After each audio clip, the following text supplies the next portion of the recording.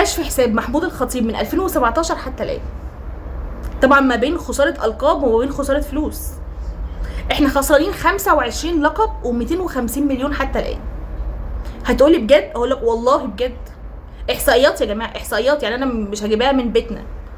مبدئيا كده انا والله العظيم كان بودي اقولها لكم من ذاكره، بس هما كتير، انا خاف يعني انقص حاجه وازود حاجه ابقى مفتريه، مع انهم والله ما ناقصين، يعني هما 25 اصلا.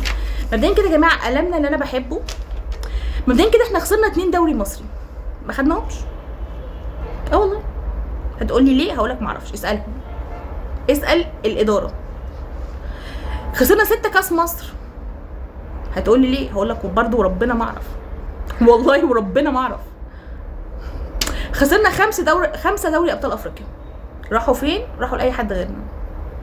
كنا بننام افريقيا من المغرب، كنا احسن نادي في افريقيا. دلوقتي احنا بننام من العصر، يعني ايماجينيشن معايا كده، بننام من العصر، بننام من العصر. صدقوني انا كان بودي احفظه من الذاكره، وانا في حاجات كتير عارفاها، بس والله خفت ازود، يعني خفت ازود حاجه وانقص حاجه. خسرنا 2 كاس سوبر افريقي. طبعا مؤخرا ده انا فاكره جدا، احنا لسه خسرانين وراح للزمالك. الزمالك اللي بيمر بازمات الدنيا والاخره. الزمالك ان انا مؤخرا انا بقيت بحب جماهير الزمالك جدا. صدقوني انا بقيت بحب جماهير الزمالك جدا مؤخرا جدا، ان هم ناس يعني عارفين اللي هو ماشي ورا فريقه. وعلى فكره الزمالك ليه اغنيه عجباني قوي، اللي هو مش عارفه تنده ما مكان هكون ضلك، في اغنيه كده عجبتني سمعتها، هي لايقه جدا على جمهور الزمالك. اصل هو ناس بتمر بظروف ماديه والله العظيم ماديه اداريه، كل الظروف عندهم وستيل مكملين ورا فريقهم. انا على فكره بحب جماهير الزمالك مؤخرا والله العظيم، يعني انا حاجه اكتشفتها من ماتش كده. 2 كاس سوبر افريقي. طبعا ده انا قلت انا معلم في قلبي، لسه الزمالك واخده، مش معلم في قلبي يعني حارق في قلبي لسه. 1 دوري افريقي. طبعا هو حد ما خدش دوري ابطال افريقيا هناخد يعني دوري افريقي؟ اكيد لا. يعني في كاس اللي هو الانتر كونتيننتال احنا ما خدناهوش برضه، ما احنا كلنا عارفين باتشوكا ادتنا بالقفل. 5 كاس عالم للانديه. طبعا ده نو واي نوصل له، احنا مش عارفين ناخد اصلا نرجع لمستوانا ودوري ابطال افريقيا، فاكيد مش هناخد كاس عالم للانديه. 1 البطوله العربيه. طبعا اكيد كده مش هناخد البطوله العربيه، يعني احنا ناس مش عارفين ناخد دوري ابطال افريقيا. ده بالنسبه للالقاب. للالقاب 25 لقب، والله 25 كتار جدا. دلوقتي بقى معانا ايه؟ 250 مليون. 250 مليون احنا خسرانين فلوس والقاب، كله موجود على فكره. احنا النادي الاهلي عندنا كله موجود، كله. 250 مليون ازاي؟ لان احنا عندنا حضرتك احنا بنمشي اللعيبه فور فري. اتريقنا على نادي الزمالك لما قلنا ده انت ضحيت بزيزو فور فري، يا ريته خدوا. ما علينا. احنا عندنا مثلا رامي ربيعه كان ليه قيمه تسويقيه، ما كنا ممكن نمديله ان ما جددوا وبيعوا، ما كده هيمشي ويسيبني. لا احنا سيبناه عندنا لغايه لما يمشي فور فري. احنا نادي مستغني عن فلوسنا، مستغني عن كل حاجه. والله العظيم احنا نادي مستغني. كلمه مستغني كنت عماله عايزه اجيب كلمه، هي احنا مستغنيين. عارفين الناس بتقول حد مستغني؟ احنا مستغنيين تقريبا، احنا وارثين، ما تفهمش. جماعه انا والله العظيم انا النهارده وانا بعمل الاحصائيات دي انا عماله اضحك.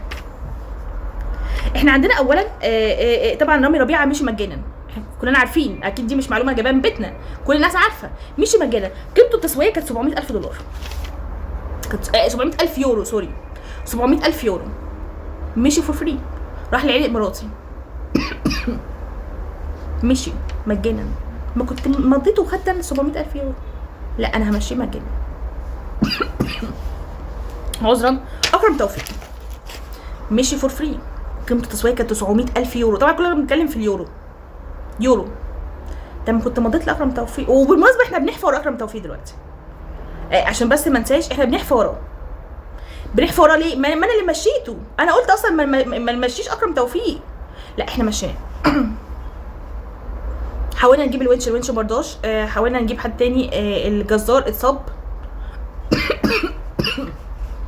عذرا عشان تعبانه بجد.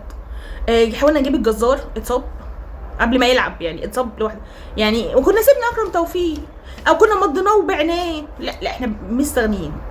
900,000 يورو راح. اليو ديانج وما ادراك ما اليو ديانج. طبعا راح لنادي فالنسيا الاسباني، مضى على فكره بالمناسبه، هو المفروض مضى. وعلى فكره انا ما اعرفش لغايه دلوقتي هو ازاي ماضي واحنا بنعتمد عليه في كل ماتشاتنا. هنعمل ايه لما يمشي؟ والله العظيم احنا هنعمل بوم. عارفين بوم دي؟ هتقولي هنعمل صفقات، هقول لك كفايه صفقات بالله عليكم. هقول لك لو الصفقات بالاشكال اللي جات لنا دي كفايه بالله عليكم، ضغطي عالي. طبعا احنا خسرنا في اليو دانج كل حاجه 3 مليون يورو، كانوا نقلونا في حته ثانيه. هتقولي احنا نادي الاهلي معاه فلوس، طب اضحي بفلوسي ليه؟ هو انا عشان معايا فلوس اجيب فلوس واطيرها في الهواء؟ 3 مليون يورو طبعا. وفي اتنين، بصوا في اتنين كمان لعيبه ما ننساهمش عشان دول هيطيروا كمان فور فري، حسين الشحات وكوكا. على فكره انا ما بحبش كوكا، جدا، وبجد يعني ستايل لعبه بيخسرني وبيحرق دمي، بس يعني هو انا ابقى خسرانه منه وما اكسبش فيه كمان؟ احنا عمالين نخسر كل حاجه يا جماعه، نخسر الالقاب، نخسر فلوس، بننهار. على فكره والله العظيم احنا اللي بننهار، ما نادي غيرنا بينهار. احنا عمالين بس نحشر مناخيرنا في نوادي تانية وسايبين بلوتنا. عارفين خلينا في وكستنا، فيك حاجه كده، خلينا في بلوتنا، مش عارفه اجيبها بس خلينا في حالنا يعني.